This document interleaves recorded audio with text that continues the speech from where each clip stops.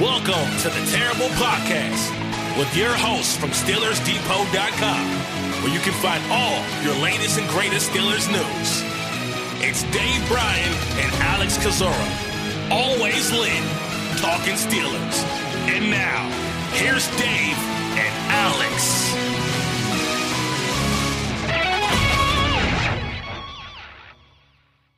Welcome to the Terrible Podcast, Season 11, Episode 82. He's Dave Bryan. I'm Alex Kozora, SteelersDepot.com. Glad you guys are with us for this Friday show. And Dave, it has been a busy morning over on the Steelers Depot Metroplex. A lot to talk about. Of course, the big news of the day that broke early Friday morning, Maurkice and Mike Pouncey announcing their retirement. And so that is the big news of the day. Obviously, Pouncey, how much he's meant to this team, this franchise, to Steelers Nation. Your reaction to the news? Yeah, it's obviously been one of those things that's been out there speculated since ever since really you saw Pouncey walk over in that NFL media clip, if you will, after they lost to the Cleveland Browns there in the conversation he and Ben had there.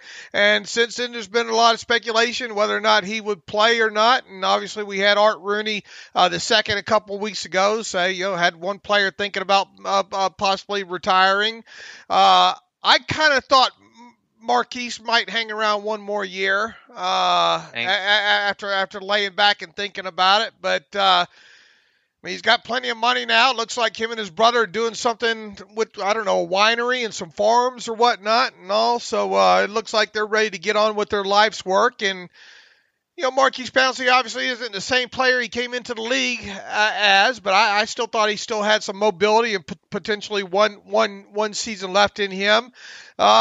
He just, after giving a long thought, he decided otherwise there. So, I think all you can really do at this point is, tip your cap to him, man. All these memories come rushing back to his rookie season and him getting drafted, and obviously the speculation during training camp of whether or not he would beat out the veteran center. Who was it? Hartwig, I think, was it? That sounds right. At the time, could Pouncey come in and steal that position? And he did. In fact, they released a veteran to save a little bit of salary cap space there, and Pouncey became the everyday center right out of the chute there. And it's a shame. You also think back of the injury that he had, the knee injury early in the 13 season, where David DeCastro went to dive and cut block and went right back into the back of Pouncey's knees, and that ended his season right there, right then. Not even a full game into that season, and then fast forward to 2015 and all the issues that Pouncey had stemming from that broken, was it fibula, ankle or fibula, or leg, whatnot, against the Packers there. I still remember writing that up vividly to this day. Him suffering that injury in that preseason game. I think it was against the Packers there, and then. He had the surgeries and then had the infections. Definitely remember all that. And, man, where did 11 years go, And obviously, 9-time Pro Bowler, 2-time first-team All-Pro. We'll see if it has enough of a resume to get him into Canton down the line here. Yeah, just a fantastic career to get to spend it all with one team. It's pretty rare in today's NFL, and to go out on your own terms is also pretty rare in today's NFL. So tip of the cap to Maurkice Pouncey. Yeah, one of the first – I remember so much about Maurkice Pouncey, of course, but just I think we have to highlight what you mentioned is that ankle injury that he had that required 7 total surgeries. Developed that staph infection, and then he came back and – never missed a beat. He felt like he was the same guy. That could have easily ended his career or certainly impacted his career heavily. And while he missed the season, obviously, he just never missed a beat once he did return. And so just the resiliency of that difficult journey that I'm sure he went on and has talked about, in past years, just remarkable. And just a great athlete, a fantastic teammate, and the bond that he and Ben had was really special. Get to watch them at training camp and pal around before practice, do the Pouncey, Ben, field goal, crossbar challenge thing. Just a lot of fun. Just a really special relationship between those two guys. Boy, he could get out on the hoof, couldn't he? You want to talk about centers that could get out in space and all like that, especially early on in his career. But I mean, look, we the old pin and pull and stuff like that. I mean, even going back to some tape last year, he could still get out in space and get it done there. So snapping issues obviously throughout his career, so some wild ones there, and unfortunately, one of his most recent ones started off the playoff game against the Cleveland Browns and all. But you want to talk about a guy that really matured into a leader in that Steelers locker room, and boy, I wanted him on my team for sure. Whenever there was a brouhaha or whatnot, he was the first one always to come to the defensive teammates. I thought the older he got, halfway through his career and on, I thought he was fantastic in times after games or before games, whenever having to meet the media and all like that. So, look, the Steelers have had a long list of great centers, right? I mean, you talk about Mike Webster and Dermontti Dawson and Pouncey, just another name to add to that list. There are great centers that the Steelers have had there. So, has he done enough to get into the Pro Football Hall of Fame? It's going to be tough, I think, for him. We'll see how time time is kind to him. Obviously, he won't be eligible for the Hall of Fame until 5 years, being out of the game and all. So he'll definitely go down in the books as one of the Steelers' all-time great centers, though. Absolutely. There's certainly in Steelers history, and had the injuries not happened, maybe he would have a slightly stronger case for the Hall of Fame. I mean, it's still a strong case right now, as you mentioned earlier. What is it, 9-time Pro Bowler, 2-time All-Pro, but just knowing how tough it was for Alan Faneca to get in, how tough it is for offensive linemen in general to get in. There's a chance, and I'm certainly rooting for it. But if I had to guess right now, either he's going to have to wait a while or he won't get in. But I do think you can make a good case for Maurkice Pouncey. I think people aren't going to like to hear this, but I think you could, make a little bit of a stronger case for him than you could Hines Ward, I agree. Because I mean, you look at at any given time, was Maurkice Pouncey considered the best center in the NFL? And I think the answer to that's yes, right? I mean, there were some seasons in there that he was considered the best center in the NFL. There, Hines Ward, I don't think you can say that about him. So,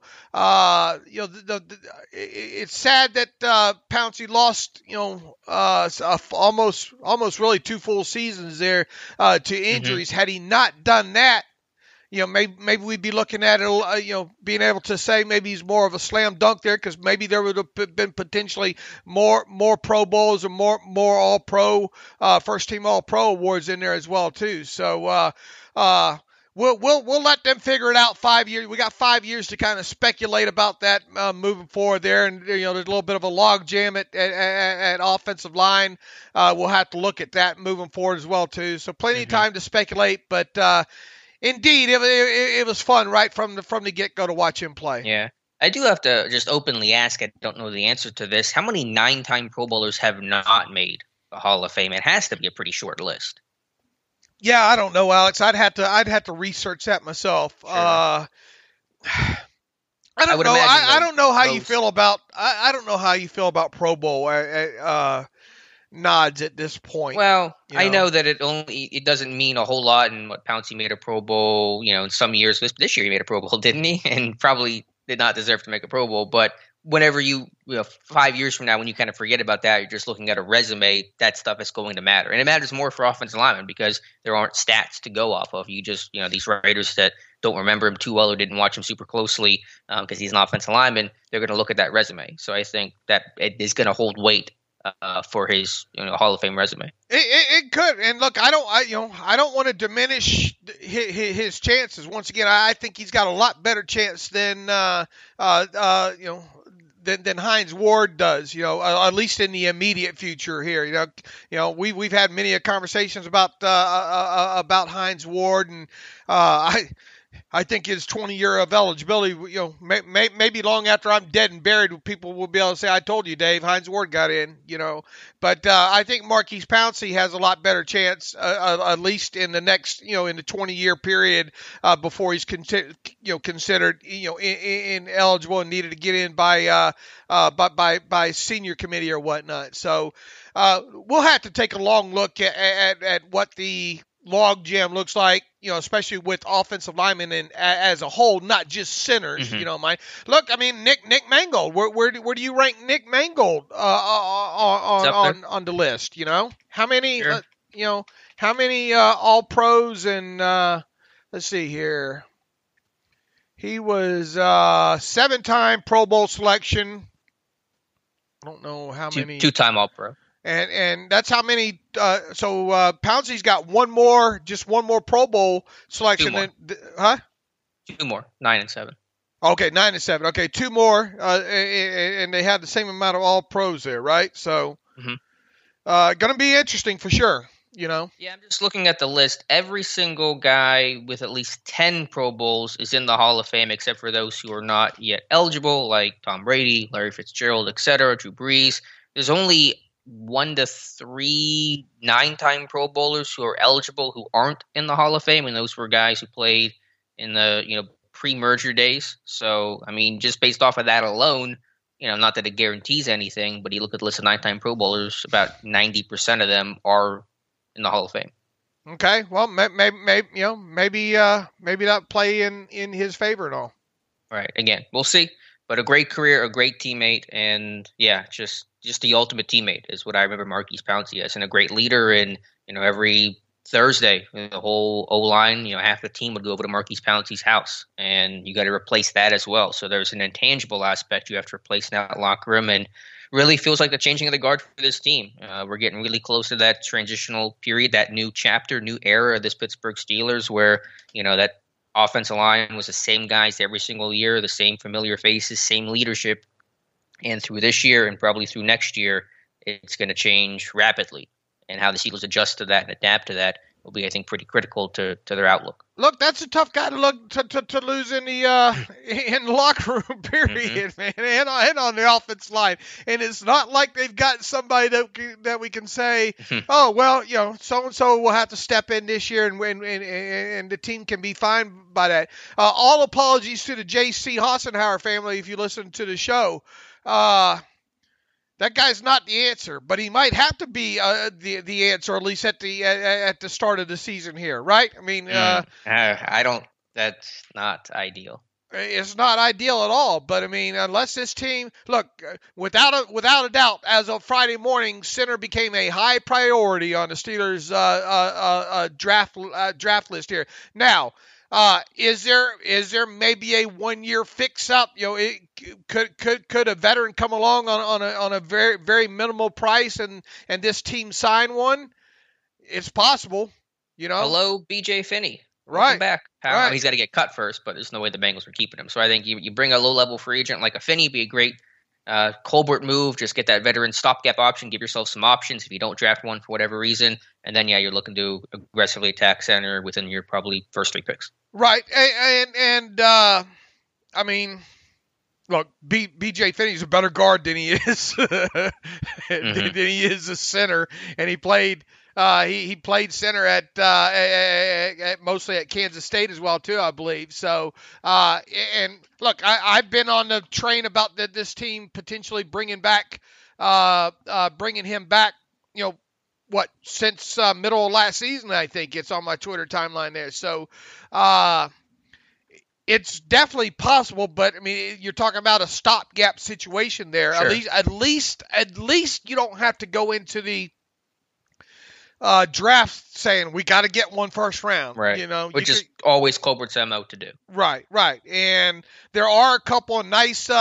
Boy, Miners would look real good in the third round. Even if you had to overdraft Miners by a round and a half, I don't know, that kid sure looked impressive at the. You want to talk about demeanor? Not the most physical specimen maybe as a guy like Pouncey was coming out of Florida. But if you want some nasty on there, some guys that'll move some people off the football and not get caught up maybe so much in technique, Miners would be the guy there. So, but once again, you're not guaranteed to get any center that you want there, and I don't think this team will draft one in the first round. Period. So you have to make plans in case you don't get one, and enter BJ Finney on a minimal deal would be ideal. Yeah, I agree. I'm looking over other free agent centers. No names really jump out to mind. We'll have to go through it a little bit closer, though, throughout the offseason. Other top center prospects in this draft, because certainly we'll be turning our attention to that, include Creed Humphrey from Oklahoma, who you probably would have to spend a first-round pick on if you were going to take him. There's also Georgia's Trey Hill, Ohio State's Josh Myers, Alabama's Landon Dickerson. I'm a big fan of Dickerson on tape, but there's a medical concern and component with all the knee and ankle injuries he's had in his career. But if you clear medically and he's sitting there at, say, 55, he would look pretty good in the Pittsburgh Steelers uniform. We'll see. They'll probably draft one. We just don't, probably put them in. Good idea to put them in your mock drafts now at this point. A center. Definitely. So any other final thoughts with Pouncey? Mike Tomlin releasing a statement just moments ago, congratulating Pouncey on his retirement and his career, ending it by saying much love, Maurkice. You can check out that statement from Coach Tomlin on Twitter. Yeah, we'll add to the fact that Maurkice Pouncey was scheduled to make $8 million in 2021. You save that minus $660,000 when it comes to salary cap space because of roster displacement. People will probably see it reported as the Steelers saving $8 million, but look. If you're into the exact math of this thing and how this works, then you have to account for the fact that you have roster displacement there. So officially, they will save $7.34 million in 2021 salary cap space after top 51 roster displacement takes place. There'll be something like they'll have a $6 million dead money charge in 2021 when it comes to Maurkice Pouncey as a result of this. Could the Steelers officially go after the portion of signing bonus there left over with Pouncey not playing out his contract? Yeah, they technically could if they wanted to get up in arms about it to save a little bit more, but they won't do that. That's not that's not what the Steelers do here. So $7.34 million in salary cap space saved. We had already kind of been anticipating them saving something, maybe with Pouncey, either it be some sort of a faux extension or him flat out being cut or retiring. So that gives them a little bit more room to breathe with, and especially if the salary cap number comes in a little bit higher than a lot of people are speculating. So those are the financials there too. Also, tip of the hat to Mike Pouncey as well too. His twin brother, obviously retiring. You want to talk about a guy that's had it kind of tough the last couple of seasons, I believe, with hip injuries. Yeah, with hip and neck, right? Okay, yeah. Neck is what I think got him this past season here. That's a guy that, we're not talking about Mike Pouncey potentially going to the Pro Football Hall of Fame, right? Right, yeah, and I imagine that's one reason why Pouncey decided to retire this year, because I agreed and I had predicted that Pouncey would come back, so I was wrong about that, but I think, because his brother was leaving too, that was one factor, at least, in why Pouncey decided to not try to come back for one more season. Yeah, yeah. Look, you heard the name Pouncey, regardless, and it always got your attention on the TV for one reason. Both of them in their prime, and especially coming out of the University of Florida, were extremely talented individuals there for sure. Do you believe this affects Ben's future at all in terms of him coming back in 2021? It's certainly not going to help, but. Man, Ben's a competitor, I think Ben obviously kind of knew there at the end of that Cleveland game, right? Right.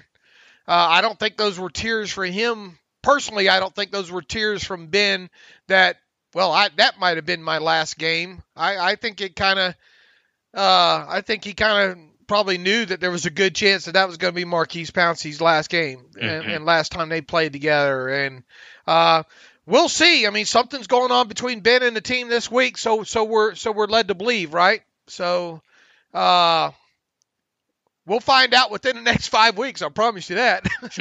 Yeah, I still think Ben's coming back. I think obviously he wanted to have Maurkice Pouncey back, but I don't think that's going to cause him to retire just because Pouncey's not there. Right.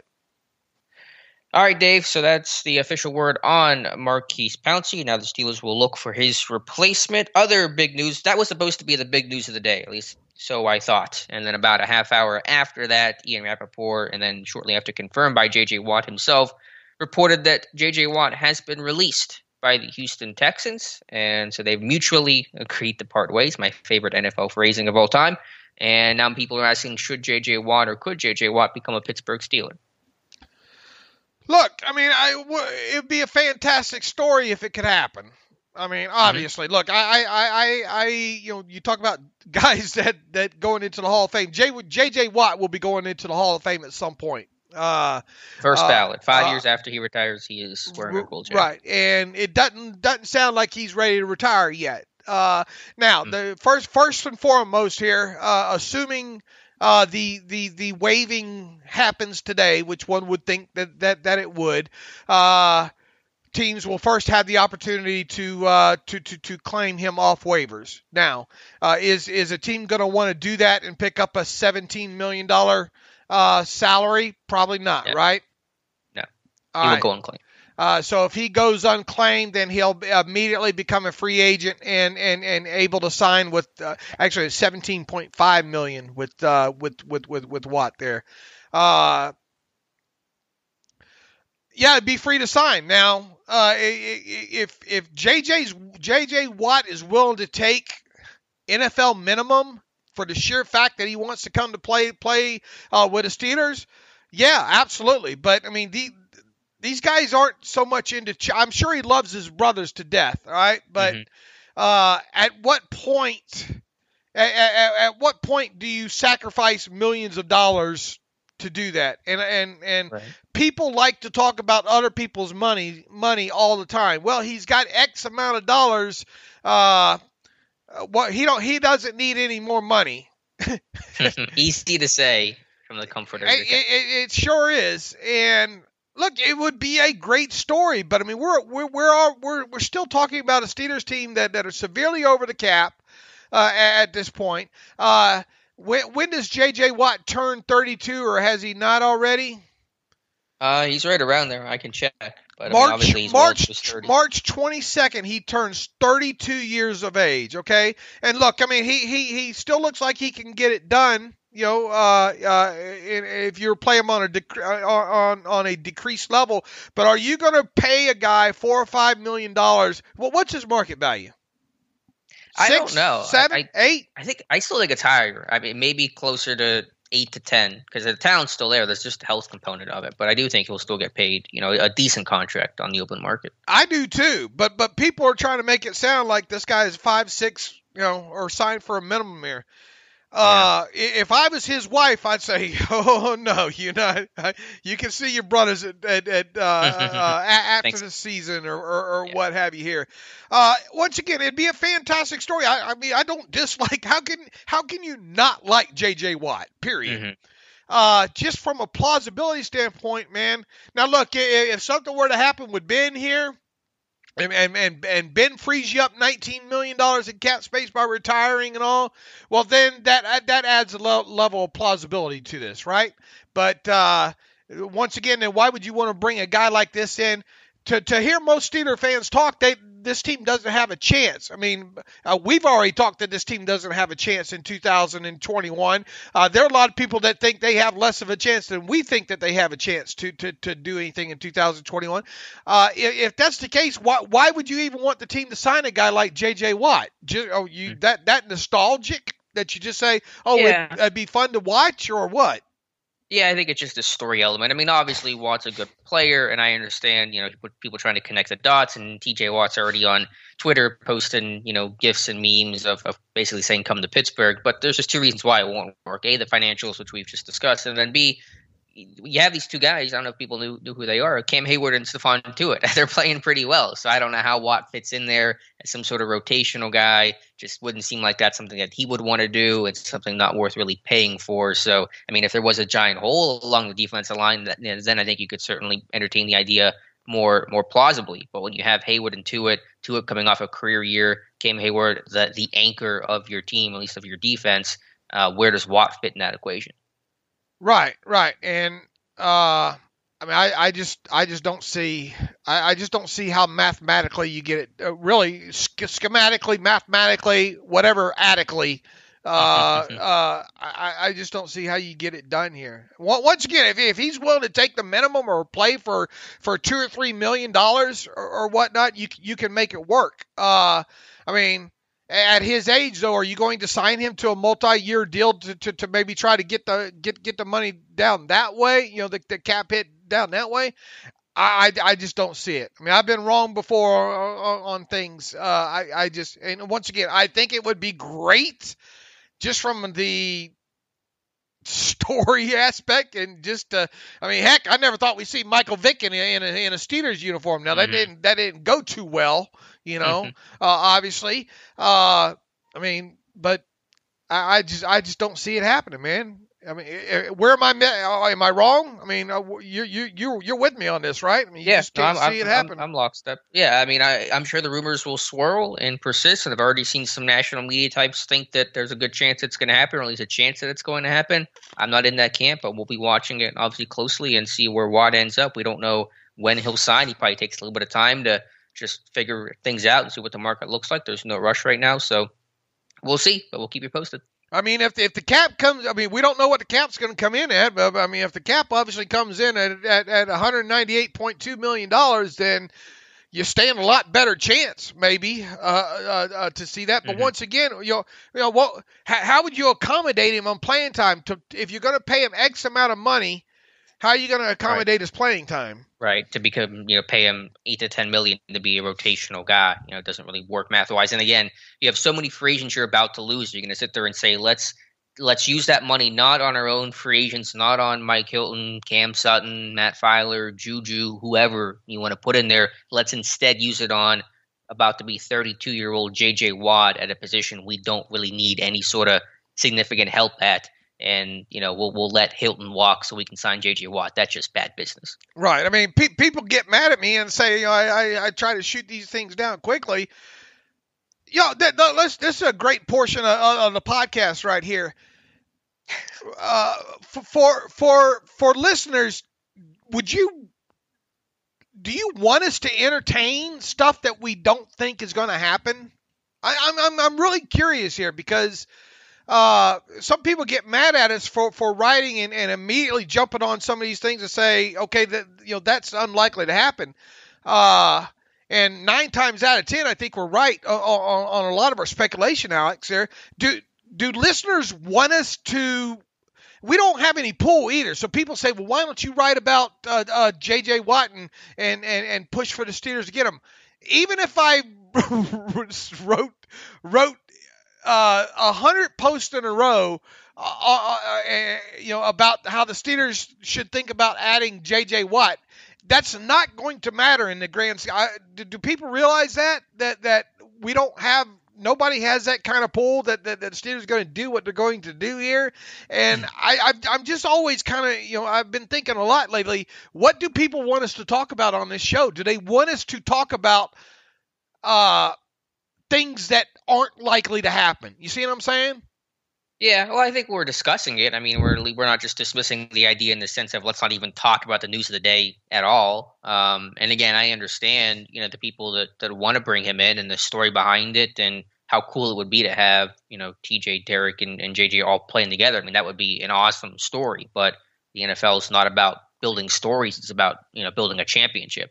And doing that with JJ Watt probably isn't the best. It isn't, I'll say, the best allocation of your already limited resources. Hey, listen, if there was a way financially that I thought this team could get this thing done, I would be all up for it, man. I think he is so phenomenal to watch on tape. And he can still play. Do not count out J.J. Yeah, Watt. I mean, you go back and just look at some of his tape from last year. He can still play. Now, is there the concerns about the previous injuries and all? Absolutely, there is. I mean, this guy's missed a lot of games, most recently, and Father Time is undefeated. But I mean, if there's any guy that's going to get himself get his bodies ready, get his body ready for an NFL season, it's him, and he's going to even have an even more renewed vigor right now. Going to another team, and I mean, you'd have to think that he's looking to go to a team that's going to have a chance to compete, right? Sure. Too. Yeah. I mean, that's one reason why he wanted out of Houston, because of the mess they are and a team that is going in the wrong direction. Does the addition of J.J. Watt to the Steelers make the Steelers a Super Bowl contender? Well, no, not in itself, but I don't know if any one move the Steelers could make vaults them into that category. Right. So I mean, I mean, if he knows time is short for him, why would he choose the Steelers anyway? I know why he would. I mean, the Steelers are still a competitive team, and obviously with his brothers, I understand why J.J. Watt would want to come to Pittsburgh. I get that on those levels.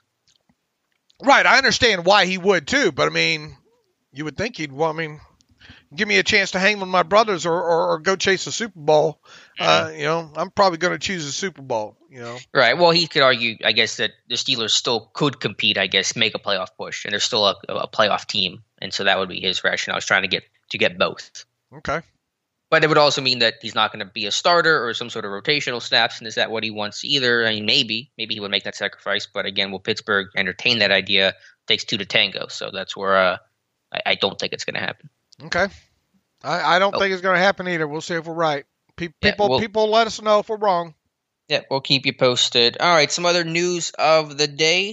The first, I'm hesitant to call it a pro day, more of an individual workout over at Clemson. Trevor Lawrence, the future number one pick of the 2021 NFL draft, is having his workout today, and the Steelers apparently are in attendance in some capacity. We don't know exactly who they've sent. Obviously, limited personnel allowed to go because of COVID restrictions, but according to Ian Rappaport, the Steelers have sent some level of personnel along with about half the league, and so while the Steelers obviously have no chance of drafting Trevor Lawrence, I do think it signals to some degree the fact that they want to do homework on all the top quarterbacks in this class to get a baseline feel for, okay, who is the top guy? So when we're evaluating, say, a Mac Jones or a Trey Lance or a Kyle Trask, we can at least, we know who the gold standard is to compare to, Trevor Lawrence versus these other guys. So clearly doing some level of homework on these quarterbacks in this class, and I expect that to fully continue as the pro day circuit marches on, starting really about a month from now. Yeah, get fully involved. Definitely go evaluate. Even though you don't have a chance at this kid, it costs nothing to do that, right? Well, plane ticket or whatever,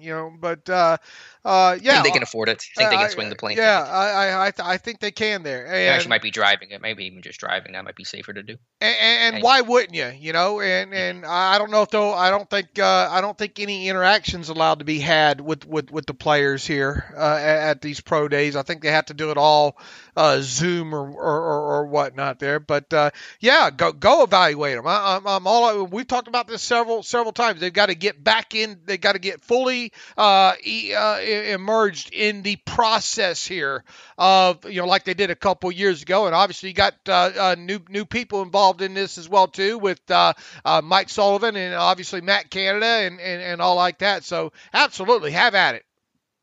Yeah, and I do think Lawrence is at least throwing to one of his draft-eligible receivers, not Amari Rodgers, it's the other kid, I forget his name, and a couple of former guys like Sharon Peak are coming back, so that's who he's working out with. Clemson's going to hold their full pro day, I believe March 11th, so they'll have that a little bit later on, and we'll see Pittsburgh circling back. But yeah, the big pro days, we'll see if they're going to be at all the quarterback ones, whether that's North Dakota State, which I think is also in early to mid-March, Florida with Kyle Trask, Alabama with Mac Jones. Certainly be keeping a very close eye on those dates upcoming on the calendar to see who and if the Steelers send scouts to those days. I imagine they will. Yeah, most definitely. I would think they will as well. Speaking of quarterbacks, Dave, we had our first two actually player profiles on quarterbacks go up over the last 2 days. Yesterday, I posted my report on Florida's quarterback, Kyle Trask, and then today, Wes posted his report on North Dakota State quarterback Trey Lance. I thought Wes did a really good job breaking down Lance's game, and for me, with Kyle Trask, I like this guy. I'll say this, Dave. When I posted the report of Kyle Trask, I was surprised at how many people really do not like Kyle Trask, and I don't understand that entirely. I don't think he would be my franchise guy. I like him, not enough in terms of the let's call him the franchise, make him the heir to Ben. But I was surprised at just the visceral reaction to Trask about how bad he was. I don't think he's that bad of a quarterback. So I was a little surprised by the reaction from Steelers Nation. It's how those narratives work.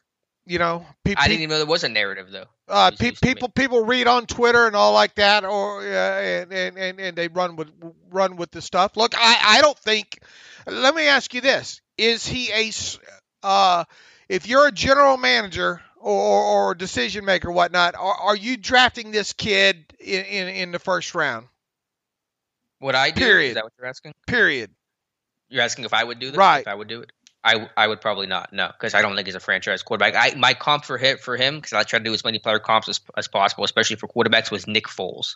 That was my comp for Kyle Trask. Interesting. Yeah. What? Since we talked on Wednesday, what do you have to add on to him?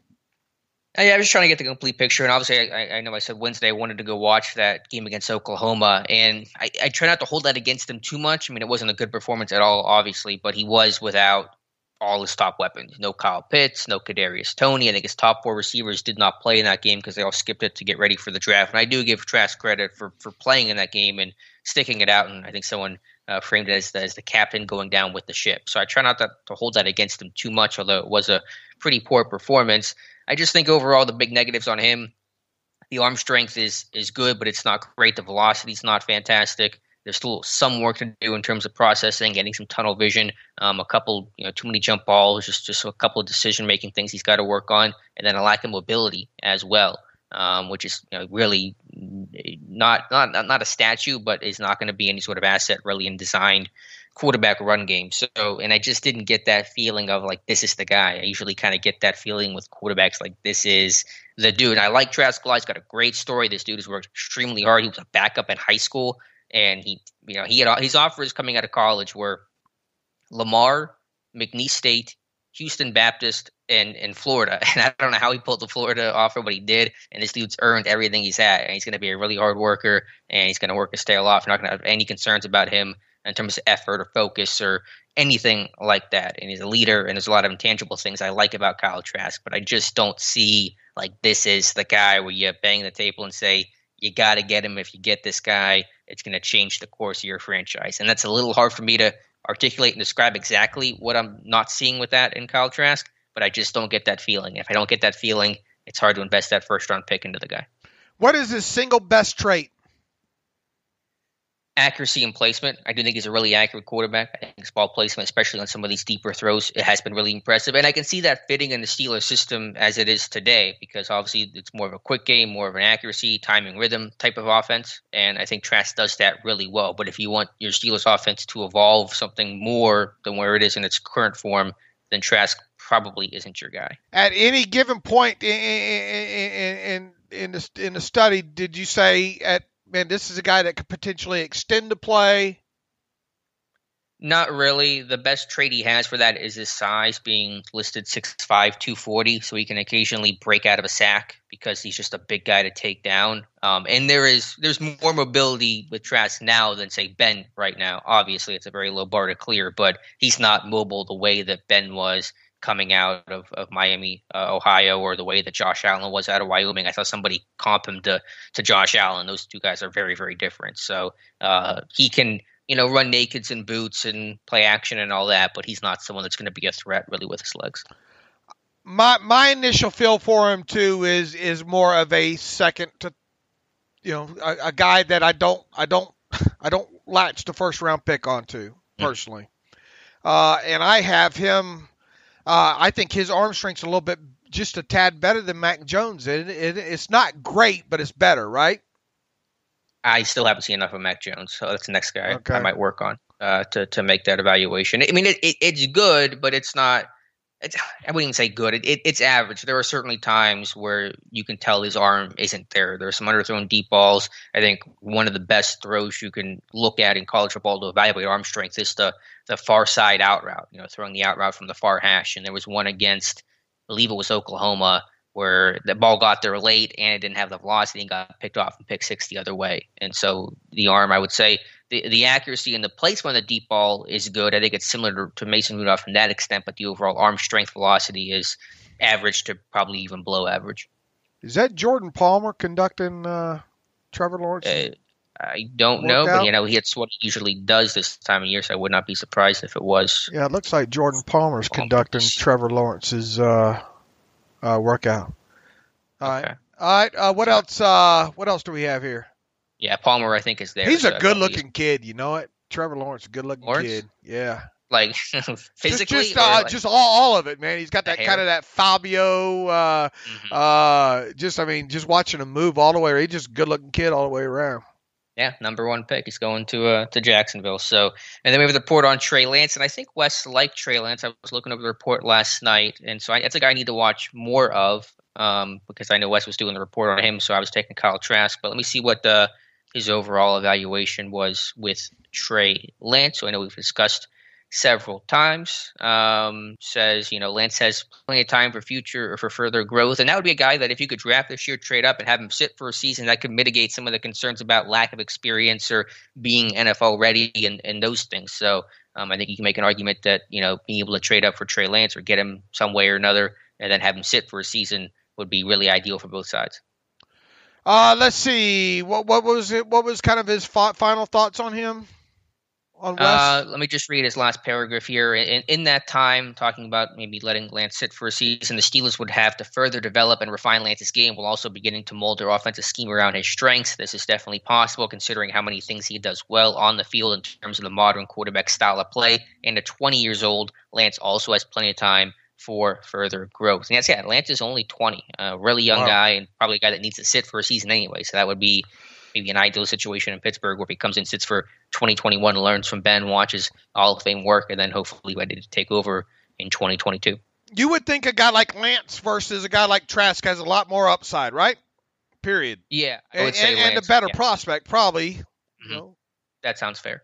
Once again, the thing with Lance would be the lack of starts at the college level, and plus the lack of quality competition that he played against there. I mean, there's just not a lot of overall tape. Now, he's got a lot of good tape from what I've seen. Obviously, surfing Twitter and all, you get a lot of he can make this throw, he can make that throw, watch him here with the read and that kind of stuff. I mean, there's a lot of great stuff. I guess one of the main things, I want to see what the negative looks like, Mm-hmm. Yeah, and Wes does a good job of putting some negative in here, I think. Yeah, he talks about needing to improve some of his mechanics, his footwork a little bit, an over reliance on athleticism at moments. So those are some of the negatives in Lance's report. But yeah, that's the thing I think we have to start with Trey Lance. Is obviously we can talk about the small school and the lack of starts, and those things are important in the component of the NFL evaluating process. We have to start with the player himself. Does he look like he can play? If he can, then we can move on and talk about the other more external factors, the school, the lack of experience and all that. But if he can play, then you start having that conversation. If he can't play, then you forget about the other stuff because it doesn't matter as much if you're not drafting a kid. But it looks like this guy can play. You would think he'd be off the board by the time the Steelers pick, right? I think that's the assumption right now, but it gets weird. I mean, you think he's going to be maybe the fourth quarterback off the board, number one being Lawrence, then Zach Wilson probably going to the Jets at 2, and Justin Fields somewhere in the top 5 to top 10. From there, I think it gets murky, and will it be Lance, when and where? Mac Jones, could someone fall in love with him? That's possible. There's still Trask, who probably goes last of that group, but who knows? So I would imagine that Lance will be taken before 24, but then you get in the conversation of, well, can you trade up and what will it cost to trade up? Right, absolutely. I just, even though I've come around to the possibility of this team maybe drafting a quarterback this year, I think the farther we get into looking at some of these kids, it would almost require them to trade up from where I'm sitting right now to get one that I would think that they like.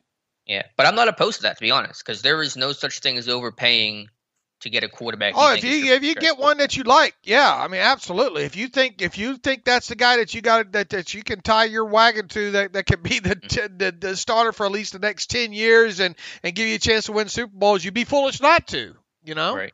Right. You can work around everything else. Giving up of the draft picks and all like. I mean, you can work around everything else, but not having a franchise quarterback. Yeah, someone had asked me the other day about what it would potentially take to move up into the teens if you wanted to get Trey Lance or any sort of quarterback. And I think it was, I forget exactly what the trade value chart was. Not that any particular team or us are beholden to that, but basically something like if you wanted to move up from 24 to 17, just picking random numbers here, the trade value would say the Steelers would have to give up number 24, number 85, their third rounder, and number 118, their fourth rounder, to get number 17. And that's what it costs to get a Trey Lance or the quarterback you think is the franchise. You do that deal in a heartbeat. I like Zach Wilson. Well, you're trading up your next 5 for first-round picks to get him. Right. You got to go up to probably 2 to get Zach Wilson. But yeah, I mean, probably the second best. Someone might even say the top prospect in this class. Right. So, any other thoughts on? Do you plan on watching any of these guys in the near future in terms of Lance, Jones, Trask to get a feel for who you think is franchise and who isn't? Yeah, I will. I've watched more of Wilson more than anybody else. Mm-hmm. Is there a reason for me to watch Lawrence? I mean, I watched a lot of his games over the last couple of years. I don't think there's a reason for me to go too terribly deep into what I already know about Trevor Lawrence. Do you feel that Zach Wilson's a franchise quarterback since that's the guy you've watched? Man, it certainly feels that way to me. Let me tell you, he's outside of Trevor Lawrence. He's the one with the.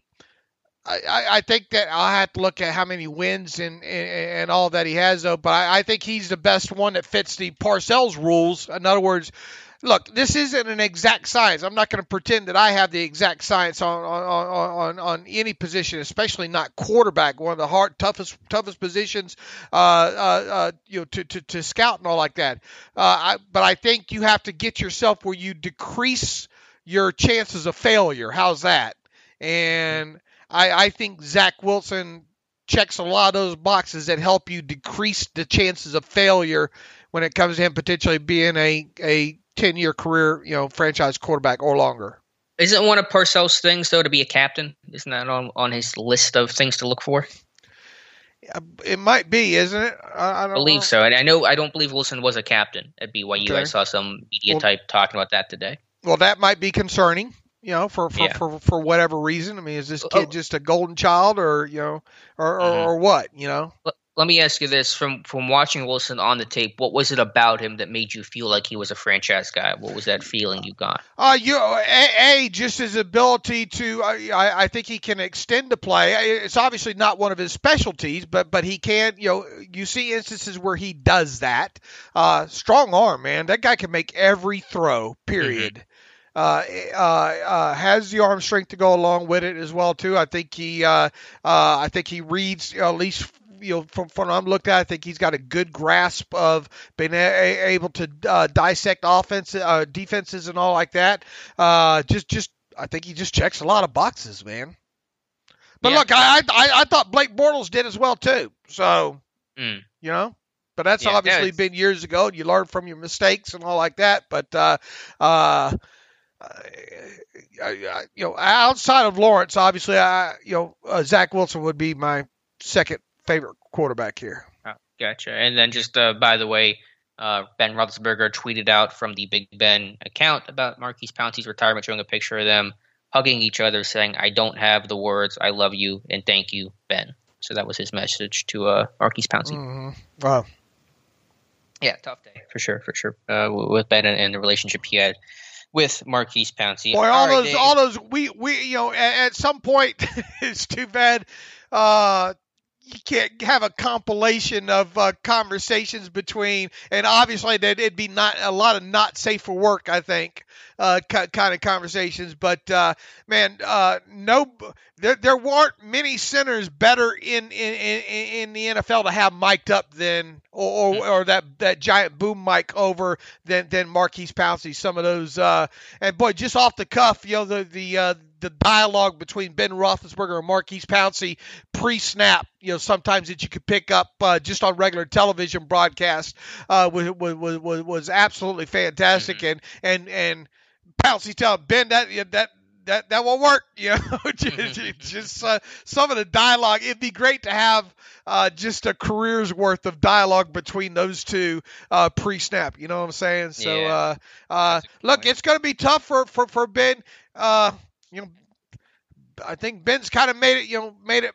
The two of them kind of made it clear the last time they negotiated contracts that they wanted to kind of go out together, and now it looks like the possibility that they won't.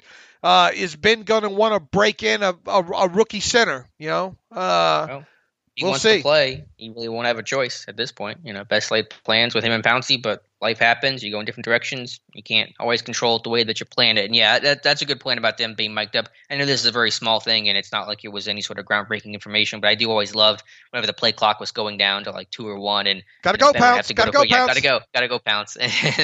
Just something small like that made me smile. And so that was the reaction from Ben, and I'm sure we'll continue to get reaction from current and former Steelers teammates on Maurkice Pouncey's news. Yeah, I'll have to find him and dig and find him. I think I got him time marked somewhere or something. And Ben says something, and Pat said that what or that you kidding me? Just certain things like that. I mean, just the stuff that you don't get enough of. I think inside the game, Yeah.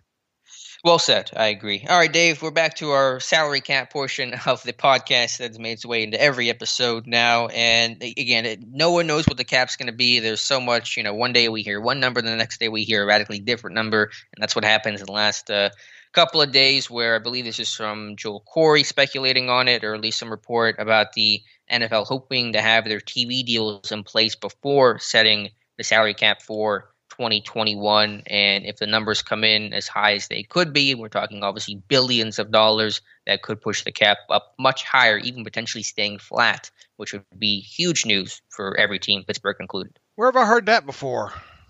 I think on this podcast.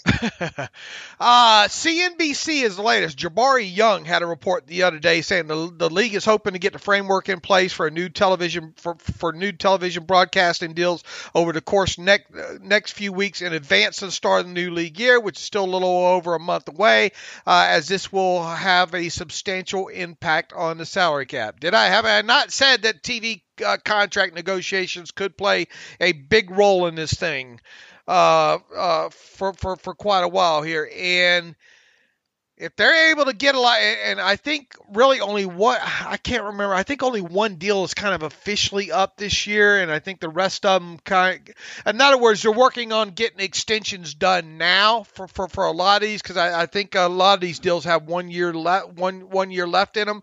But it's been no secret, I think, even dating back to pre-COVID, that the NFL was wanting to work on something like this with their TV partners to get extensions and get kind of revenue secured here by the time the start of the 2021 new league year starts, which is now officially less than 5 weeks away here. It got Joel Corey's attention, didn't it? Mm-hmm. It did. And whenever Joel Corey's talking about something, you got to listen. Absolutely, and I think I'm going to pull this up verbatim here. He tweeted out, let me see if I can find it here. Where is it? That would be, well, I have to go down here. He said something about a game changer on some of this here. Can you help me find these it? Deals. Could set the stage for the 2021 salary cap at least remaining flat. And earlier than that, he says something about a game changer. I forget where. Okay, he says and he tweeted out this same CNBC story that I just referenced there. Joe Corey tweeted that out with the remark, a potential 2021 NFL salary cap game changer ? Okay. Yeah, and these deals, we don't know what the exact terms of these potential TV deals could be, but I think, what are they? They're billions of dollars. Oh, yeah. Like 10 years for $10 billion. As Carl Sagan would say, billions upon billions upon billions. Yeah, so we'll see. I mean, again, no one knows where it's going to be. Adam Schefter a week ago just said his league sources said it'd be about 180 million. Now we're talking about it staying flat. I think all we can say right now is it probably comes in above the floor, 175, and how much higher than that is, I think, still anyone's guess. Joe Corey has also chimed in on what kind of money do you think Watt gets on the open market. He says, I'm anticipating a new J.J. Watt deal will average less per year than the $17.5 million he was scheduled to make with the Texans in 2021. He does not say how less, but I'm willing to bet that he's not thinking that it'll be around the minimum. Yeah, well, we all knew it was going to be less than what he was scheduled to make, but how much less is the question. Right. So look, I mean, we'll see if the NFL they have, like I said, little bit more than a month here now to before the start of the new league year, and it would be fantastic if they could get these TV deals worked out. It could result in the salary cap number being. Boy, I'll look like a genius if it comes in close to being flat. But even if it's not, even if it can get that to come in at 190, then that's still a big win. Really, really big win. I've thought all along that it will come in close to being either flat or close to being flat. So there's already kind of the rampant speculation that we've talked about. It's gone from 175 million to it's going to be 180 million. There's a lot of people evidently now thinking that it'll be 180. Look, 185 million is significant when it comes to the Steelers. That's $10 million. I mean, you throw in the extra 7 point whatever the Steelers just are getting with this Pouncey retirement here. If they $10 million is nothing just to say that's not much, because it is when it comes to a team like the Steelers this offseason here. Anything it comes in over 185 million, I think at this point it's even gravy on top of the gravy. It's like getting double gravy. And boy, I'm hungry too right now. But I mean, this thing continues to evolve, and quite honestly, nobody knows where it's going to go right now. Right. At least would be probably willing to bet their house on. Other than maybe guys inside NFL organizations, I still maintain the fact that those guys got a decent idea of maybe where this thing will land. Because how can you not? I mean, you got to have some sort of a reasonable guess here for some of these teams to be able to make some of the decisions that they have coming up here. Right, and the sooner you can release that information concretely, the better it is for the entire league and for the players. Yeah, I think so as well too. And look, there's going to be, I still think there's going to be some posturing along in here, and I think that's all part of this too. They want to put a little bit of pressure on the NFLPA to maybe agree to something that maybe they don't want to agree to, because of the fact that they want to use the salary cap as a bargaining chip, I think. Which is sad, but that's the way it works, unfortunately. Okay. All right, Dave. Anything else you want to talk about today? I did a profile also on Clemson. Speaking of Clemson guys today, Clemson running back Travis Etienne, and I like him in the sense of he can be a big play home run hitter, but I definitely don't like him as much as Najee Harris, and I'm probably not going to be as high on Etienne as some people are draft wise. I'll tell you something with him, man. He's got good contact balance. He's another one. He's another one that can make plays behind the line of scrimmage. I mean, he's a hard guy not to like, though. What is it specifically about Ntn that I need to see?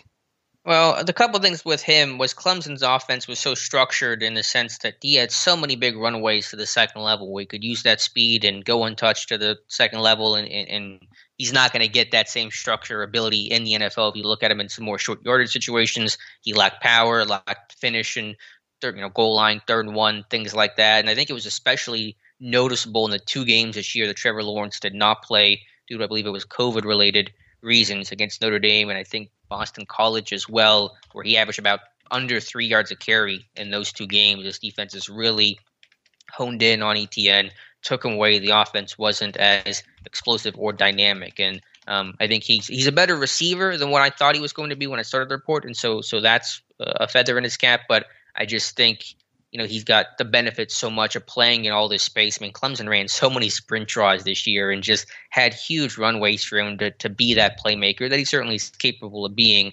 And there's also a ball control issue, too. He had a really nasty fumble streak this past year and some really crucial fumbles as well. So a guy that I think is a good space player. I think he can be a third down back. Obviously, you can scheme him up to win in a lot of ways, but not someone I view as, let's invest a really high pick into this kind of a guy. What round do you speculate him at? Well, I think he'll probably still go second back day? into the early day 2, late day 1 probably for him. Kind of a Clyde Edwards-Helaire. He's either going to go back into the first round or early on day 2. But I would not use 24 on him. Maybe if he fell to 55 for me, but I would definitely not take him at 24. In 20 words or less, how would you tell people that he's not a first round draft pick? People thought Felix Jones was a first round pick. Okay. That was my comp for 20 words. I didn't have too many words left there. But that was my comp for ETN was a Felix Jones. I think a return guy, space player, explosive when he gets into space, but in the 75% of the time where he won't get that luxury, I don't think you're going to get as good of returns. I haven't gone as deep on him as I spent time on the North Carolina kid a little bit the other night there, but I have like Javonte Williams. I don't know how do you term like. I mean, there's a lot to like about him. I mean, would you want the Steelers to draft him? I could see it happening not in the first round. I don't want to draft him in the first round, but do I think he would be a fit for how he's put together and how he's not the thing that is stuck out with him is once again he's like Ntn. You're more down. I have a lot more tape to watch on Ntn because obviously I think you're a lot more down on him than I am at this stage right now. So I've got to go look more at him then. I think both him and Javonte have great contact balance. I mean, you're not going to bring him down with a shoulder tackle or an arm tackle or anything up high. I think they both do a great job at that. I think Ntn's a little bit more shifty. How would you rate his shiftiness? His ability to cut and put a foot in the ground. I like that, and I think I think he's got a lot more shiftiness than Javonte does there. I think Ntn has a burst too, does he not? Oh yeah, no, it's like that's his best trait. His burst acceleration, he gets up to speed so quickly. I mean, the big play ability is by far his calling card. I don't see Javonte as having that bang. And I don't view him as a guy that's going to make a lot of people, stab that foot in the ground, then cut back the other way. It's just he has some moves, especially at the second level and all, but you just don't get the feeling that he's an overly shifty guy. He's got, I would call it deceptive speed with Javonte because he can outrun people, but I don't think you see that in the first 5 yards of the line of scrimmage. I think he does a real good job of vision. I think he's got great vision. Javonte does, and that's kind of where I'm at on him. 100 plays I guess so far on him, which is I think I would probably dare say on Ntn I'm around 40 or 50 or so. How is Ntn pass protection? He's willing. He's got to work on recognizing more consistently and staying square, but he's willing. I mean, he'll get his nose dirty. So I mean, there were some traits to work with. With the contact balance, I agree. He does have that contact balance, but these bigger, stronger linebackers, they're not going to miss as often, and ETN doesn't have the power necessarily. He's got some contact balance so he can step out of an arm tackle that's low or off target or whatever, but I think his linebackers aren't going to miss as much in the NFL. He's going to go down a lot more often and a lot quicker. Okay, I'm just slowly trying to pick these guys off one by one and go through them. And for me, just in those games where Lawrence did not play and that offense was not as spread or was wide open and teams didn't have to worry about the pass the same way, I mean, ETN, he averaged under 2 yards a carry against Notre Dame, had a terrible game, had a crucial fumble that got returned for a touchdown. He really struggled in those games. And, I don't think it's a coincidence whenever the best player in college football wasn't on your team. You get worse, of course, but you're not going to have that guy in the NFL. You're not going to play in that kind of offense in the NFL. We were playing with by far the best offense that, Clemson had. And I think those games really showed up on tape and said, nah, maybe he's not the first round value. Najee Harris is still, obviously my top guy. And once again, it takes a lot for me to say, okay, I guess you could probably spend a first round draft pick on a running back there. I'm with you on I think both Ntn and Javonte are, day 2 guys. I mean, they're going to come off the board. You better you really better make sure if you invest a first round draft pick in a running back that you hit it right. And in no way, shape, or form do I think I've watched enough tape on both those guys to think that if I'm the Steelers, I would not take either one of those guys in the first round. I think you probably feel the same. Yeah, I do. Okay. Who's next? Right, David. Who's next? In terms of who we're profiling? For you. Well, we should mention, by the way, the other report was, and I always get his last name wrong, Kenny Yeboah, the Ole Miss tight end I'll be profiling next. Apparently Kevin Colbert had interest in him. I think he sat down one of his meetings. I forget the report. I know you wrote it up, but that's a guy to watch, the Ole Miss tight end, Kenny Yeboah.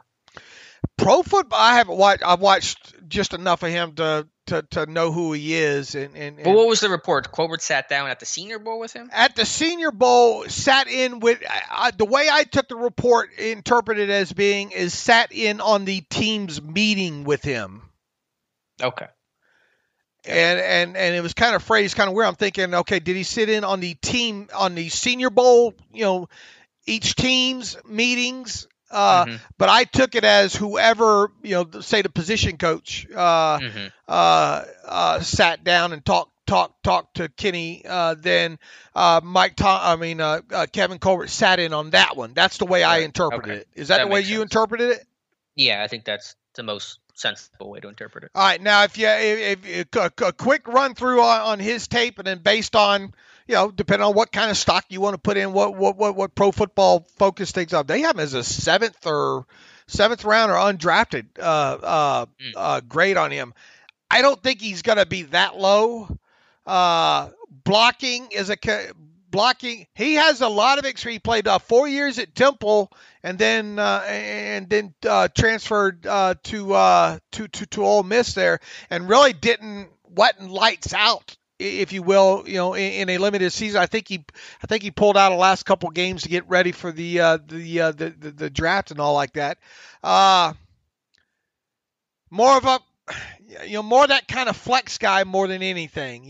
Not a guy that you're going to bring in, I don't think, and expect to be a blocker right out of the chute there. So I definitely, if they had interest in him, I think it would be later in the draft, and would be we weren't able to get anything else kind of sscenario. Yeah, he did have a nice catch in the Senior Bowl though. Down there at the goal line. I think you see him make a couple nice contested catches and but it ends there. Yeah, I just put on – he did have a good week in Mobile for sure. I just put on one game last night against Alabama, his best game statistically. I think he went off for like 7 catches, $180, 2 touchdowns, but it wasn't that impressive when you watch it on tape. There were some play action and pop passes on the one long touchdown. The safety tried to jump the over route and missed, and Yeboah ran the end zone untouched.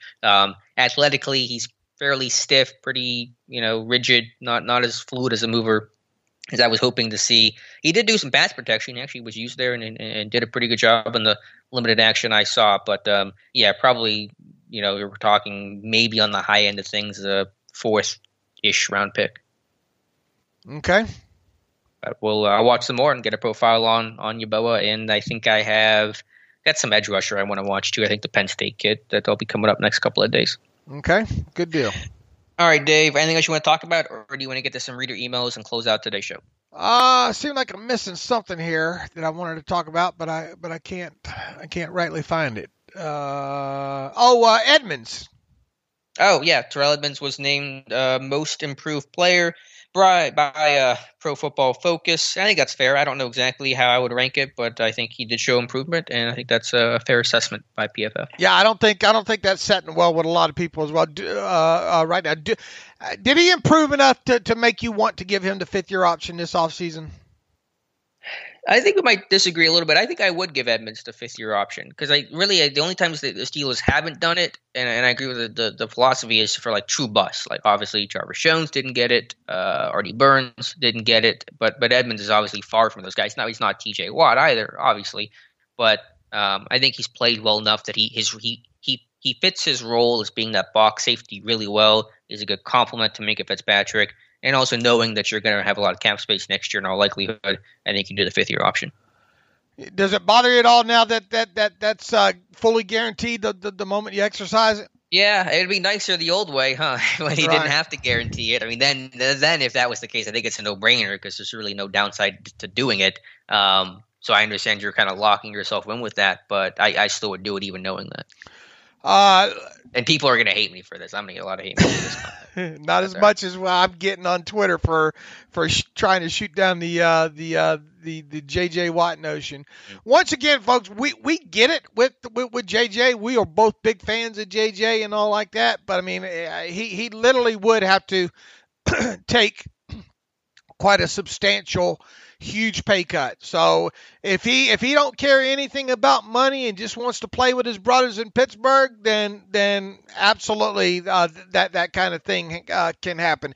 If he cares about money, though, it's super hard to see the Steelers making this thing work at all with him. Mm-hmm. Right. We're back to Edmonds. Where do you come in on his overall improvement and 5th-year option? Yeah. Once again, if it wasn't fully guaranteed, Well, let's start here. Have you seen improvement in his game? Yeah. Most definitely, I have. But could it get worse? Oh, sure.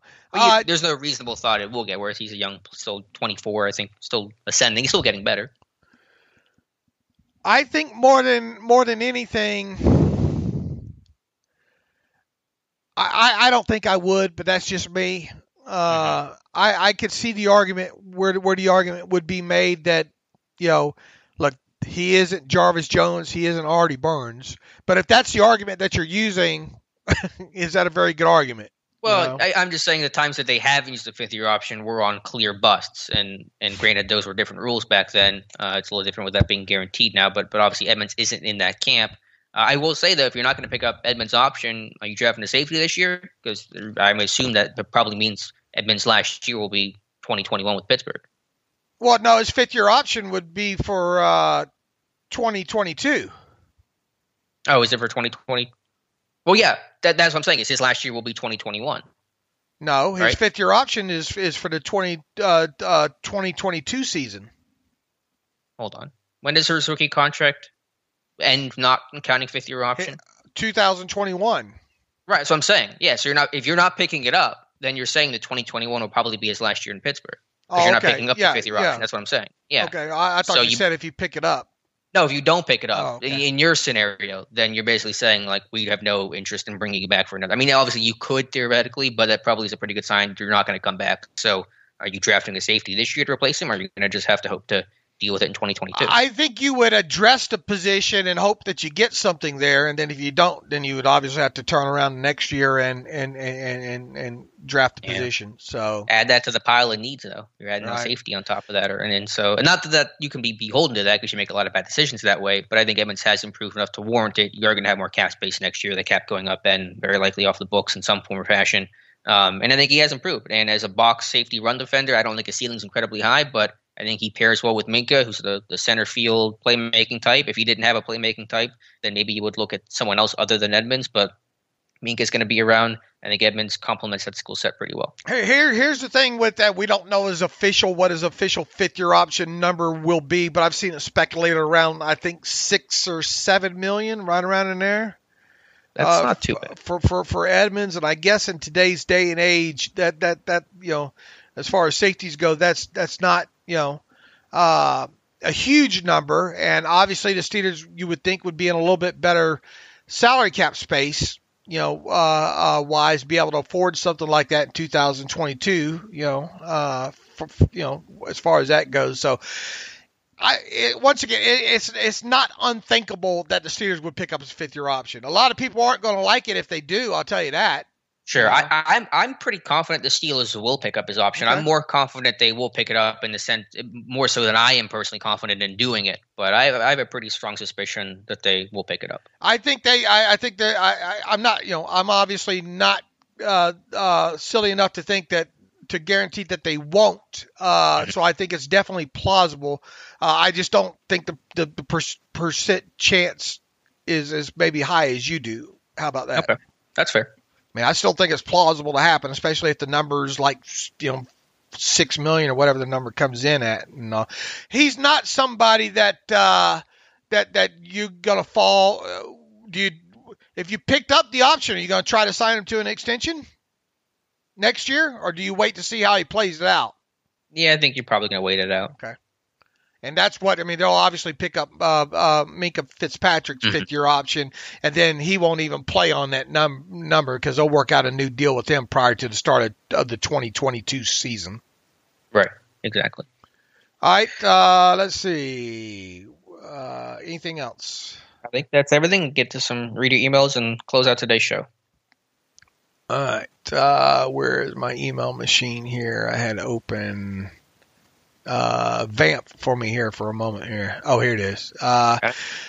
Chris Cutright. Najee's age. Hi, David. I just want to discuss if Najee's age would make you more hesitant of drafting him in the first round. He will already be 23 and a half by the time the season starts. At best, you get him for his rookie contract, possibly franchise tag him and let him walk. Personally, would draft somebody on the offensive line that give you 10 seasons. Thanks, guys. Man, you guys know how I feel about running backs in the first round, and the older they are too. Once again, you know how I feel about the running back position in first round. Yeah, but you like Harris at 20. I think if you're going to draft one, he would be the one. All right. It still doesn't mean I'm throwing a parade if they draft him at 24 overall. Okay. Right. Obviously, the argument against running back is, they're probably not going to be around for the second contract, so are they worth the first-round pick? But going in with the mentality of there's a decent chance this guy won't make it to a second contract, his age matters less to me, to be honest with you, because you're not really thinking about the likelihood of him getting a second contract or playing here for 10 years or something like that. So that's a good argument to not take him at all, but if you're going to take him, I wouldn't let the age be a factor too much. Right, because you're already not thinking, you have to go into it thinking that you're going to throw him on the scrap heap after 4 or 5 years anyway. Right, after 5th-year option at best, you get that 5th year, and then you probably move on. And so his age matters less to me than another business. Right. So that's not a deal killer for Chris there, I guess, is kind of the question he's asking there. Right. It's not. Plus, he was only a 2-year starter, so it wasn't like he was a 4-year senior that started every single year and has an incredible amount of wear and tear, so that matters a little bit as well. This one's from Muthina, writes in first with regards to TJ Watt. I'm a Watt fan. I think he deserved Defensive Player of the Year. I thought AD was deserving too, though. I can't say I love the way TJ handled it. I recall when Troy beat out Clay Matthews. Clay congratulated him and said something to the extent of, I'm glad a fellow Trojan won. I wish Watt had shown a little more grace in losing out to AD, especially after the Cleveland fiasco. I understand his frustration, blah, blah, blah. Also, I recall Tomlin in 2007 saying, I don't walk by 5 rushing trophies in the morning. Something similar can be said about the Defensive Player of the Year trophy. I understand that, but, all Watt did was just post a meme, right? I don't think he wasn't like, upset in some sort of crazy obvious way. Well, and he's like yelling and screaming about it. Right. It's just kind of a joking meme. I'm sure disappointed. So I get that. That sentiment is always nice and appreciated, but it's 2021. I'm not going to get too mad about that kind of stuff. There's far bigger issues out there. Yeah. If that's the worst thing that we're worrying about, how he handled not winning Defensive Player of the Year award. Life's pretty good. Yeah, life is third world problems, as they say. He also has a note here regarding Juju. The Steelers have to do whatever they can do to keep him. Fans have taken him for granted and seem too nonchalant about losing him. We need that toughness, stability, reliability at wide receiver position. The other question one must ask is what happens to the wide receiver position if you don't re-sign Juju? Washington is limited, probably not getting a second contract. Johnson isn't a physical guy and is unreliable, led the league in drops and benched midway through the second season. Claypool is off to a promising start, but there's no guarantee he'll continue to ascend. He goes on to list a few other things here. Whatever, I think the biggest issue I have with what you put in this email, Muthina, would be have to do whatever they can to keep him. That's what caught my eye the most in your email here. I don't think you do whatever you have to do to keep him, but I do think you make him a fair market value contract. Even if it's the old style of Steelers contract, which means first year guaranteed money only. But yet he has the notion that you are usually pretty reliable as far as paying these things out there. You pay him fair market value, which I believe is right around $17 million, and then you let him decide. I don't think you overpay, do whatever you can. Once again, the key issue I have with the email is here that you do whatever they can to keep him. Yeah, and maybe that wasn't meant literally. I'm not sure exactly how to interpret that to the letter. But are you still under the expectation that Juju will not be back in 2021? I mean, tell me what the cap number is. Yeah, I mean, that's the big thing we talked about. It's so hard to move until we know what that number is, because every decision is going to be driven by what that salary cap number is. I mean, is it plausible that he stays? Yes, and especially the higher the number comes in, over $185 million. Look, I've drawn out his contract. You can get him where he has a first-year cap hit of around between $6 and $7 million. All right, on a deal that pays him somewhere between $16 and $17 million a season on average. You can get his contract down to that, and that's traditional Steelers contract methods there. Now, can you get his contract down lower if you decide to fully guarantee his first 3 years of his contract and obviously lower the signing bonus? Yeah, but I mean, until the Steelers do something unorthodox with non-quarterbacks, we have to assume that they won't, right? Just like this whole thing with J.J. Watt, too. I mean, it'd be very unorthodox for the Steelers to pay an outside defensive player, an outside free agent. Over 30. Over 30. Never does. That's the key thing. They never do that. All right. Now, they previously had never traded a first-round pick. They had previously, for a long extended time, never drafted a cornerback in the first round. Mm-hmm. Okay, so but we have to adhere to a lot of these principles, as part of the speculation, right? Yeah, we can't wave them away just because they're inconvenient to a narrative. It doesn't mean that it's impossible to be broken and all things come to an end, but they're all things that are to be considered.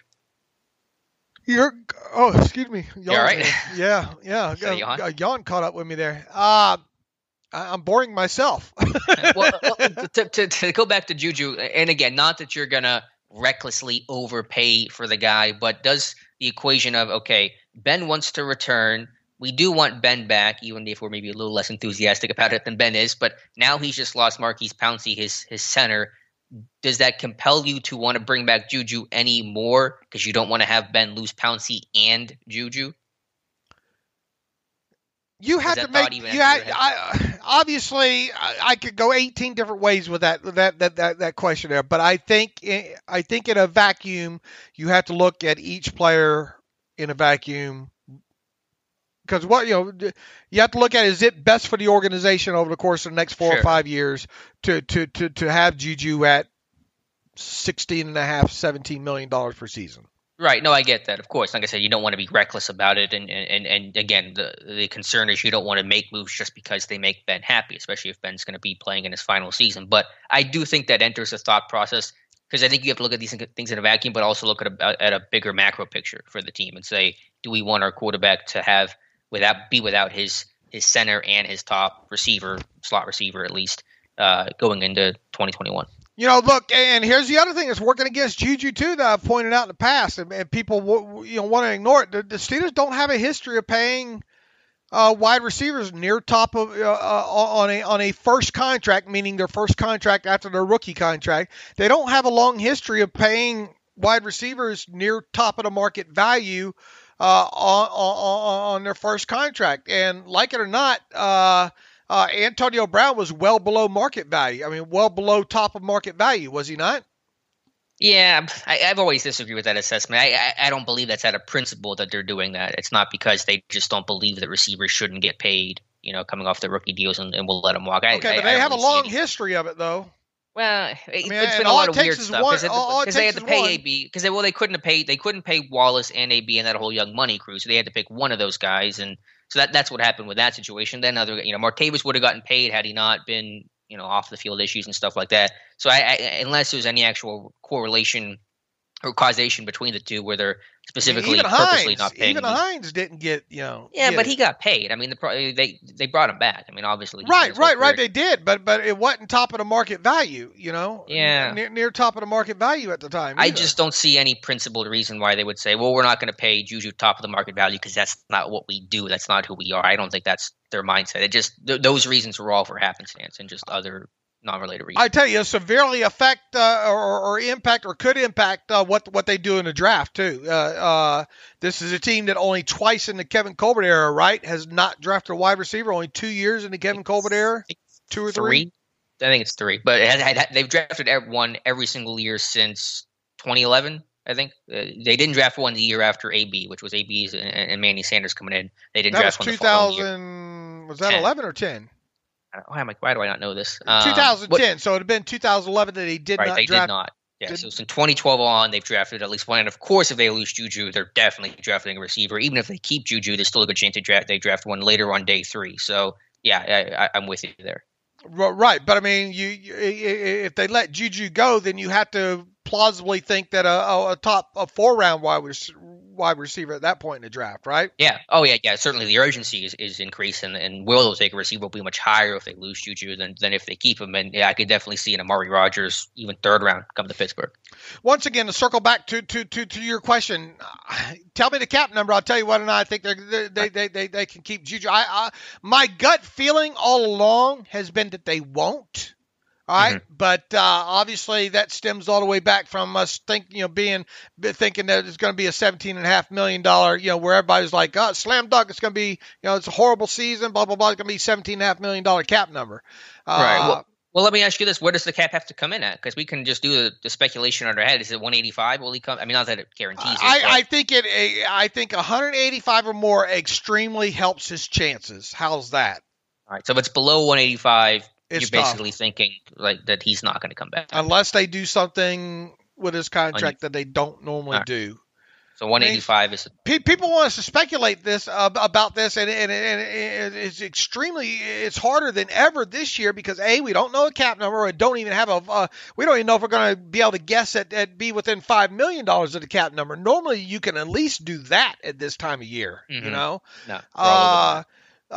Second is, based on things that have transpired and things that Rooney have said that you could maybe parse in 18 different directions here, is this team about to turn the corner with how they structure non-quarterback contracts?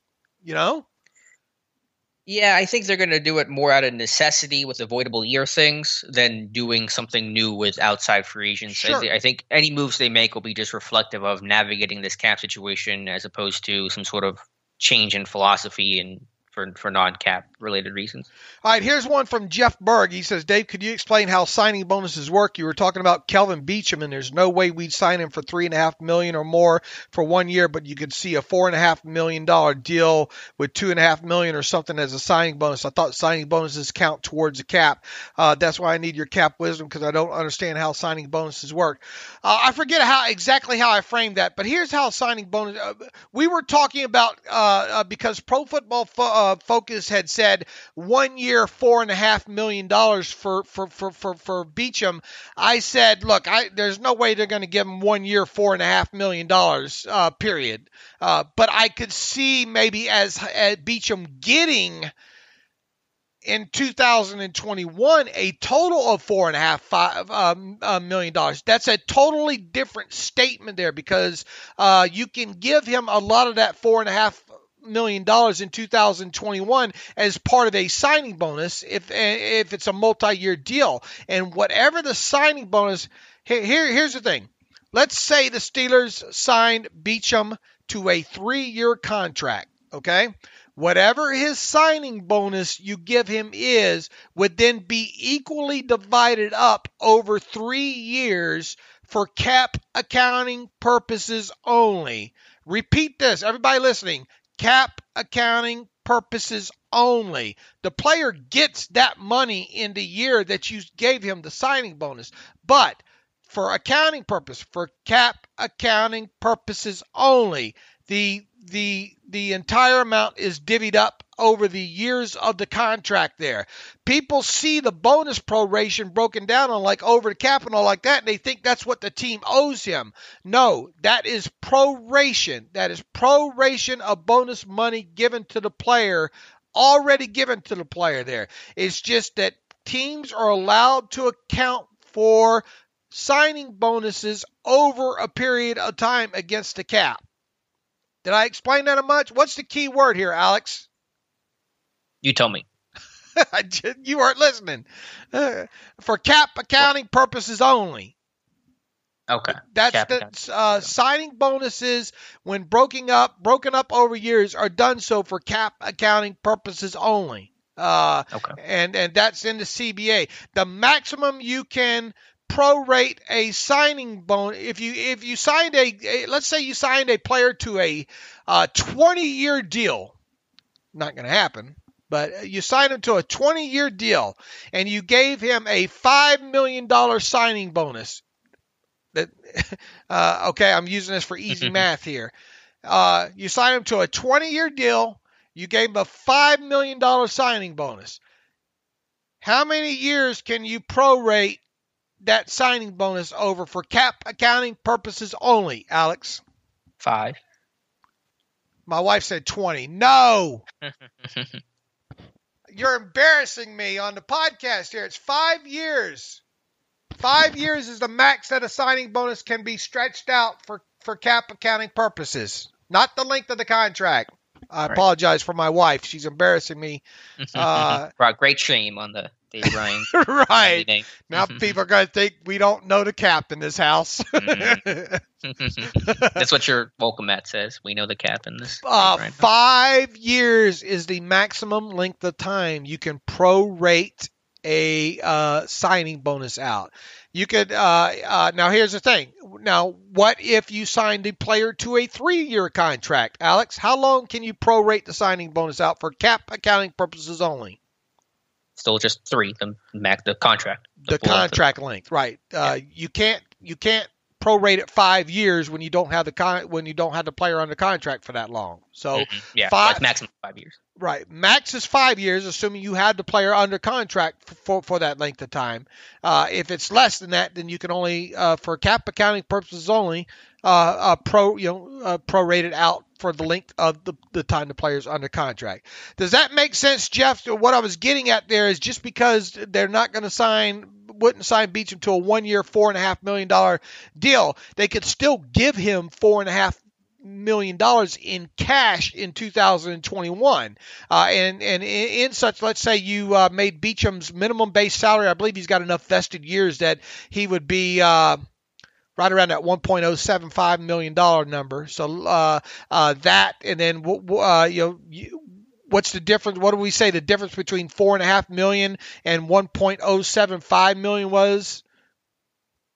About $3.5 million. All right, so that would be, say you gave him that in the signing bonus there, then that's the amount that would be prorated over the 3 year or over however many years, and let's say you sign him to a 2-year deal, then you would divide that $3.5 million signing bonus up into 2 parts, and then add in for 2021, the base salary you gave him, which is 1.075. So you could technically give him around $4.5 million, but make his cap hit a lot lower because 3 point something million of it would be given to him in a signing bonus.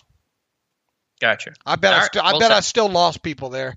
We're gonna have to have a me and my wife gonna have to have a prayer meeting, a Friday night prayer meeting.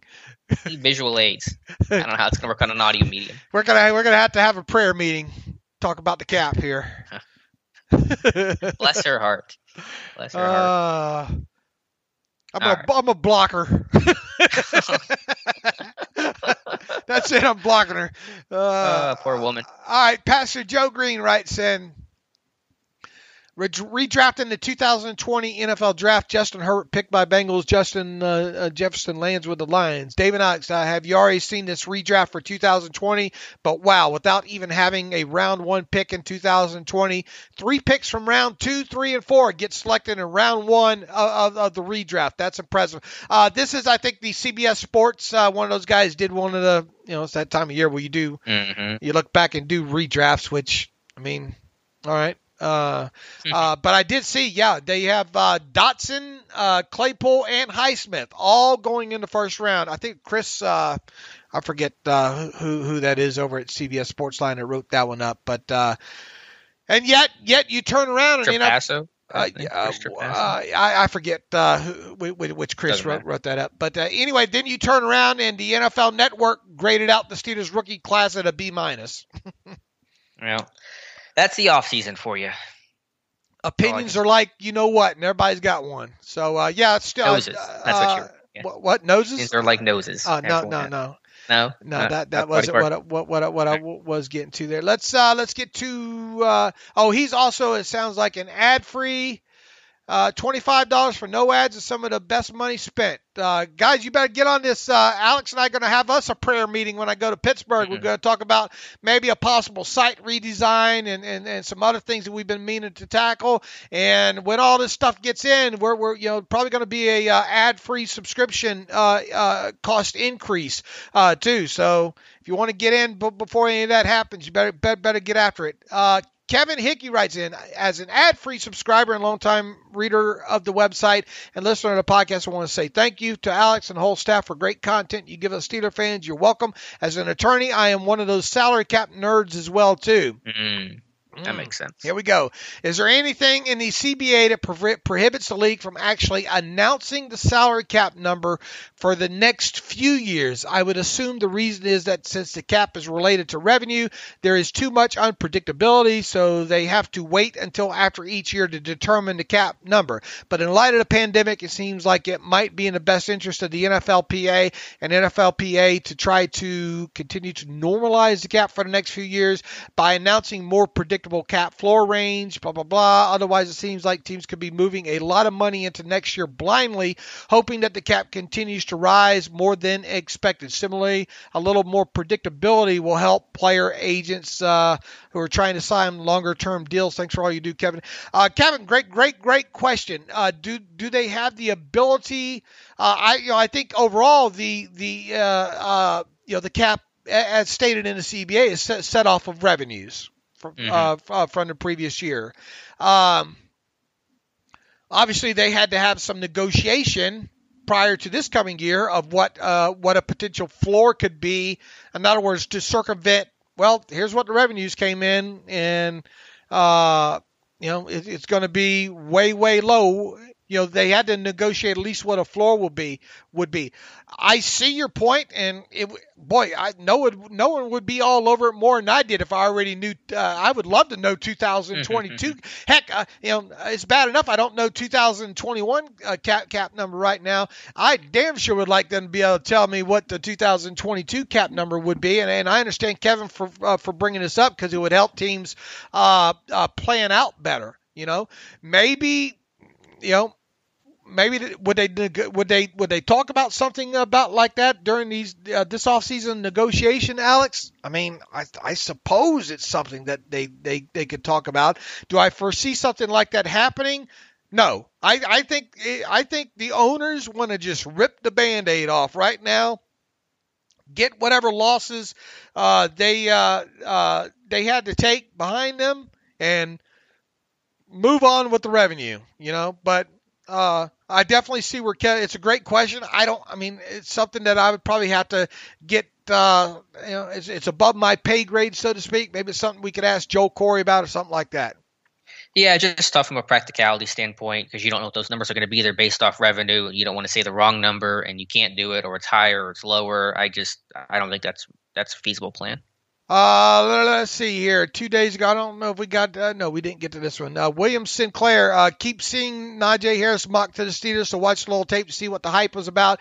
He lives up to what Dave's talked about in previous podcasts. What I observed is a guy with vision, physicality, and we've not seen that in the backfield for a while. My thoughts when I watched Harris was he reminded me more of a punishing version of Le'Veon Bell and had similar ability to wait, follow blocks, and get up the field. This patient style works when you have a line in its prime like Bell did, but a back like this with a line that includes a few faces, coaches driving success for the backfield would worry me if they drafted Harris early. Thoughts? I think his vision may be good enough, but I'm in the Dave camp. He has to be super special to be a draft pick in the first round these days.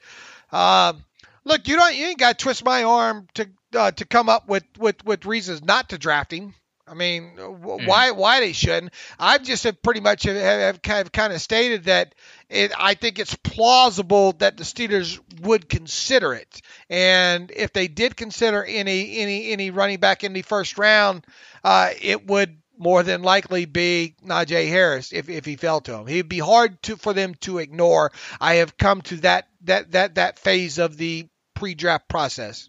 Mm-hmm. No, I agree. I think most people are in the same camp where everyone likes Najee Harris. They see the value in him, the player. The question is just about the value of the position, and that's the part worth debating. But I think everyone's kind of in that same boat. I mean, he certainly is talented on tape from what I can see so far. That's for sure. So other than that, I mean, we'll see. Yep, exactly. All right, what else? I think we've nailed it pretty hard. A lot of news to cover, right? Yeah. So for next week, are we not doing any shows because you're going to be leaving town this weekend? So what should people expect podcast? Yeah. If we get something done, great. If we don't, great too. Don't plan on us having a podcast next week. Put it to you that way. That's probably the safe thing to kind of put out there right now.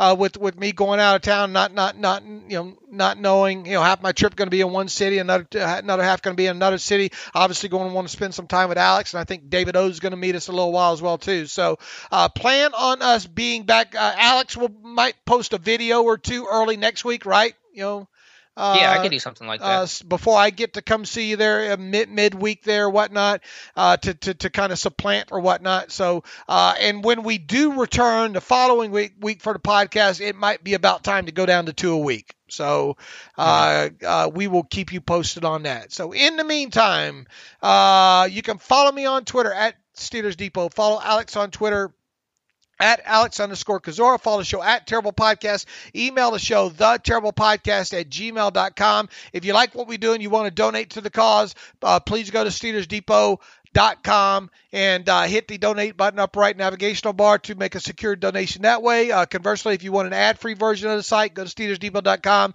and hit the ad-free button up right navigational bar. And for $25 for 1 calendar year, you can have an ad-free version of the site. Alex, before we have another podcast, I'll be up in the Berg there. How about that? So don't lock the doors, right? Looking forward to it. As always, thanks for listening to the Terrible Podcast with Dave and Alex.